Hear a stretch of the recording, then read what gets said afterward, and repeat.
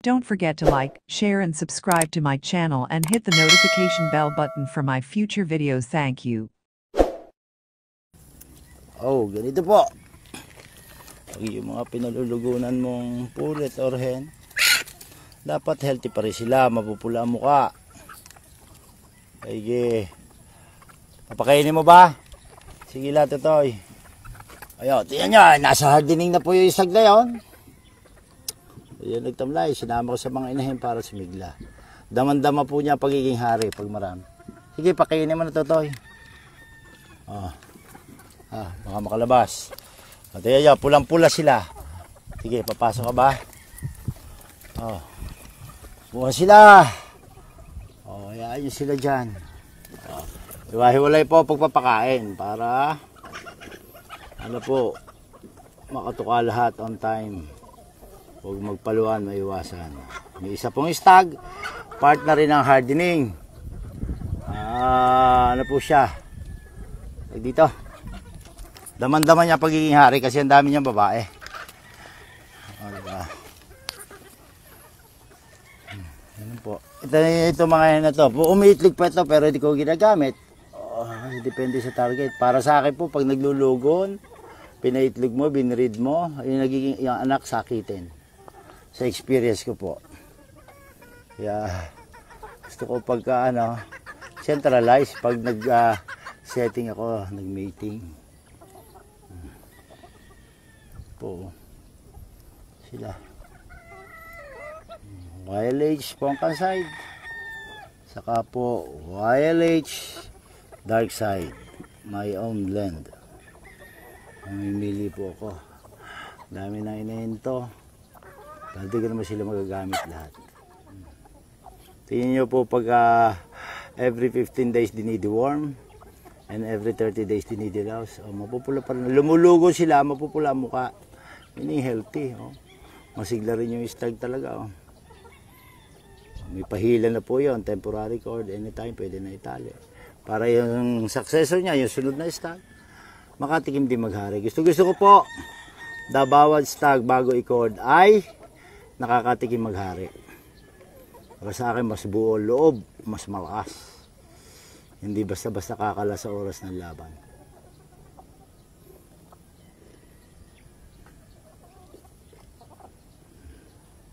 Kaya pakalat lang Totoy pagpapakain para makatuka lahat. Huwag naman sobra. Pag napanisan po kasi, pag sobra dahil pakain na panis, tinuka niya yan, magkakasakit yung mga yan. Unang-unang mangyayari, hindi magtutunaw. Doon na po natitrigger ang foul cholera. Gamitin ko po, mas gusto ko pong gamitin yung pullet or yung hen na nalugunan na. Para sa akin po, mas quality ang anak. Even sa size ng itlog, mas malalaki. Ito yung cam-cam line, hatch cam-cam line. Mga producer na po lahat to, mga proven hens ko na po ito na lamang sa panalo. Hindi ko po sinabing sigurado mananalo. Ipili pa po ako dito kung alin ang gusto kong palabasin. You're a breeder. Kapag yung gusto mong mapalabas na itsura o kulay, palo o yung quality ng manok ay na-produce mo, kaya mo, para sa akin you're a breeder. Kung ano po ang programa meron kayo, yun po ay nire-respeto ko. May kanya-kanya po tayo. Kung saan po tayo nananalo, huwag nang babaguhin, ituloy lang. Pwede ko na i-cord itong stag na ito, sariwa na siya. Inalisan ko po ng palong, binawasan, kasi tumatakip na sa mata. Kaya po, bawas lang, hindi totally pungos. Kasi dapat po pungusan nyo po 7 months. Kasi kailangan niya ang palo hanggang 7 months lang. O kaya 7 months kailangan niya. Kasi yun po ang pag malamig, nagpapainit ng katawan. Pag mainit, siya naman nagpapalamig ng katawan ng manok. Kaya thermoregulatory in function po. Kailangan po niya yon. 7 months po dapat pungusan na isang stag. Tandaan niyo po yon. Pero bago po pungusan, kailangan naka-experience na at least 1 to 2 sparring. The following are pullets. Going 6 months old, 6 and 7 months old. Wala mo ka. Kadidiworm lang, kadidito. Kaya lang. Hindi pa po dapat gamitin sa breeding. Dapat po pagpulit para quality ang itlog at sisiw.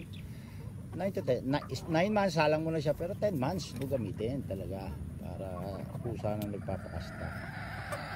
Mayroon po pinupersa, nasisira po sila kasi pag ayaw magpakasta, papaluin ng broodcock. Pati broodcock na apektuhan, nagiging salbayo pagka sumablay yung kanyang pagkasta. Mainit ang ulo, kaya dadala niya yung ugaling yun, namamalo ng inahin. Minsan kumakasta na, papaluin pa niya. So, dapat gano'n. Hindi po pinupwersa ang pagbibreeding. Mahirap po pagpwersahan dahil nakakasira po ng materyales. Tatatayo siya yung pulot tayo. Tingnan yung balikat niya, nakaprotrude yung left and right para ibig sabihin punong-puno ng lakas. Ito yung dark side na ito.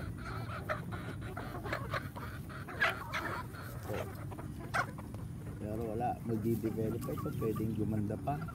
Pero pag ganito yung age ko, hindi na ito magkakasakit kahit pa bumagyo, unless nagutom o na palo, nasaktan. Kaya po igugrupo mo yung magkakasilaki. Always group them according to size, not according to age.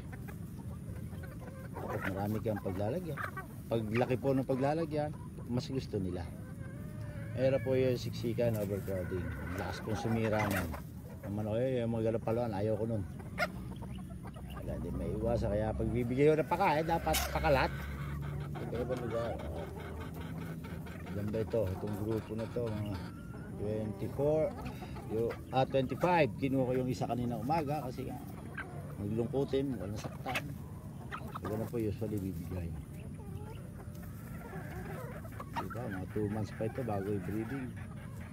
Kailangan ko ng deworming ito. Try nyo po yung Eurolibo.